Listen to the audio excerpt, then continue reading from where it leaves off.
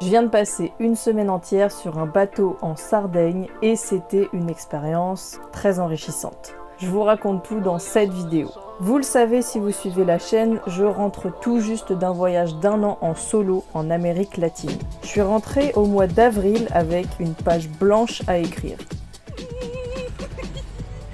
Paris, nous voilà. Définir mon lieu de vie, retrouver des habitudes et une routine saine. Bref, j'ai tout à construire et je suis pas prête de revoyager de sitôt. Enfin ça, c'est ce que je croyais. Parce que c'est pile à ce moment-là que je reçois un message de Camille. Ça te dit de passer une semaine sur un bateau en Sardaigne avec moi ? Camille, c'était ma collègue et c'est aujourd'hui mon amie. C'est elle qui m'a poussée à voyager. Elle voyait mes capacités avant même que moi je les voie. Bref, elle a été un énorme coup de boost et c'est un peu grâce à elle que j'ai vécu tout ça.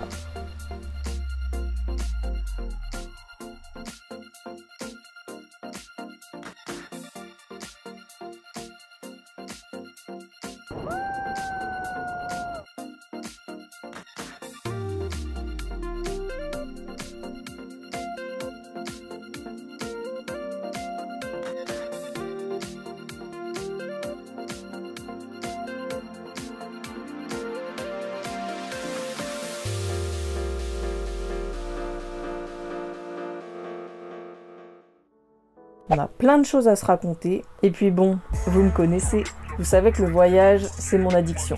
Donc, elle a même pas eu à argumenter que j'avais déjà dit oui. J'ai jamais fait de bateau aussi longtemps, je sais même pas si j'ai le mal de mer, je connais personne à part ma pote, mais on va bien voir. Allez, c'est parti. Le premier jour, j'ai mon vol toute seule et j'arrive après tout le monde. Donc le défi, c'est de se retrouver quelque part sur une plage. Et finalement, la voilà qui débarque sur son petit bateau gonflable. On finit par arriver sur le bateau et l'aventure peut commencer. C'est à ce moment-là que je rencontre toute la bande.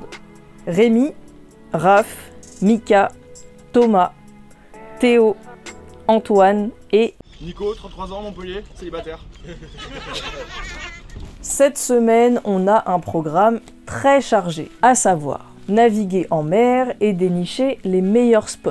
Pour ça, on peut compter sur notre capitaine, surnommé Monsieur Compas. Se baigner dans une eau translucide et faire du snorkeling pour voir les poissons et les fonds marins.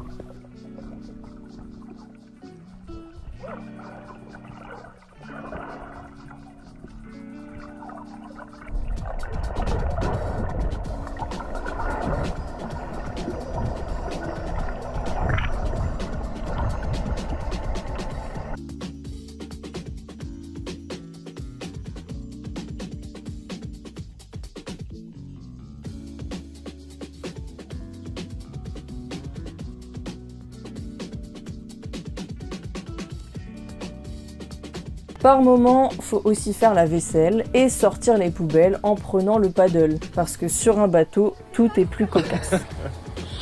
Eh bah grosse dégaine. J'adore. Franchement, on a bien rigolé cette semaine. Notre gros délire du séjour, c'était d'imiter Philippe Etchebest quand il hurle dans Cauchemar en cuisine. Alors il y a un truc que je veux pas revoir chez toi, Théo, c'est ton cul. Fini les exhibes. Quoi? T'accueilles les clients en montrant ton cul? Non mais sans déconner. J'ai jamais vu ça. En 5 ans de carrière, j'ai jamais vu ça. D'ailleurs, on a organisé notre propre concours de cuisine avec évidemment le dépouillement des votes à la fin façon Koh-Lanta. C'est Thomas qui a gagné avec ses pâtes sardes à la sardine. Et puis on a quand même vu des paysages magnifiques. Chaque coucher de soleil était encore plus splendide que celui de la veille. Et en bateau, ça donne vraiment une autre vision des choses. On accède à des endroits qui sont accessibles que par la mer. Des îles sauvages, des plages désertes de sable fin, des eaux turquoises exceptionnelles.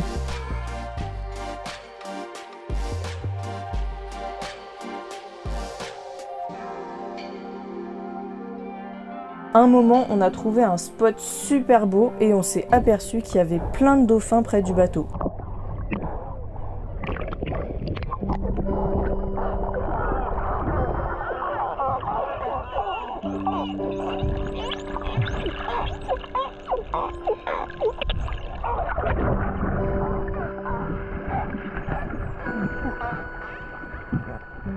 C'était vraiment trop beau.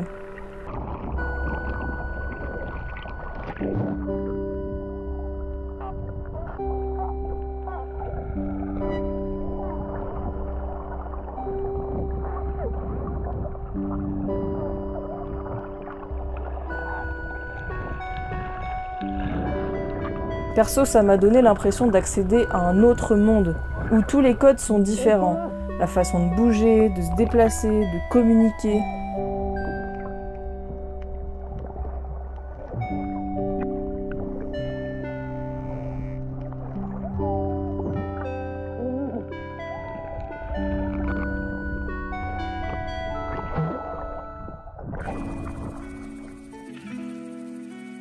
Après toutes ces émotions en mer, on a aussi passé un peu de temps sur Terre.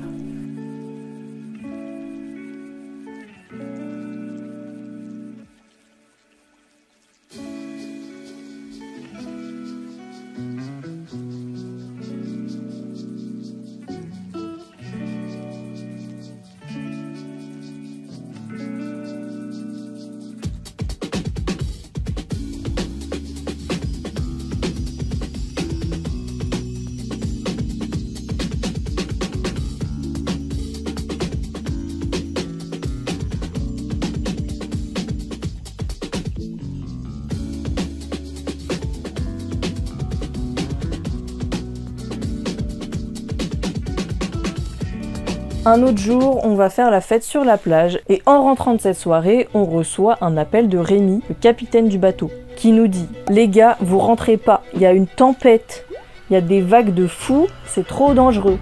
On va voir si ça se calme, mais pour l'instant, vous dormez sur la plage. » Du coup, c'est ce qu'on a fait. On a dormi sur les transats, sur la plage. Ambiance un peu bizarre. Mais finalement, le vent s'est calmé et on a pu rentrer sur le bateau.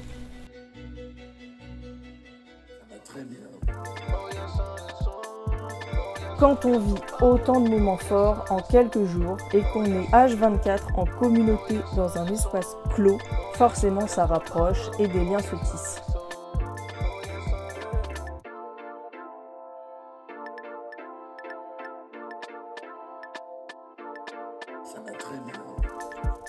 Au tout départ, je me disais que ce serait cool de revoir ma pote.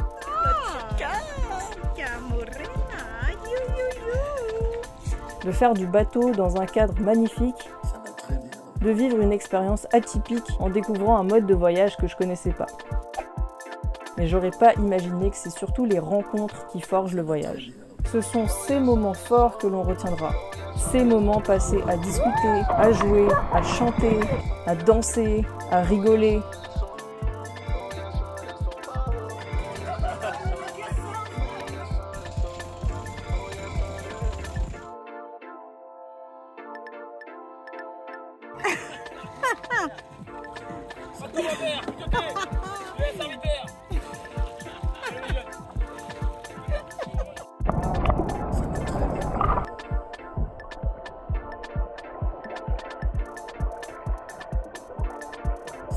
Voilà pourquoi je dirais toujours oui à de nouvelles opportunités. Voilà pourquoi j'aime voyager.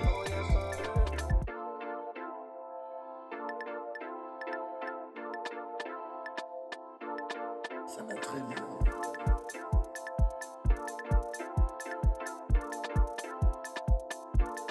Ça va très bien.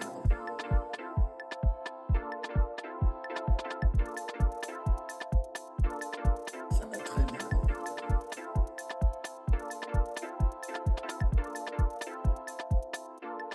Ça va très bien.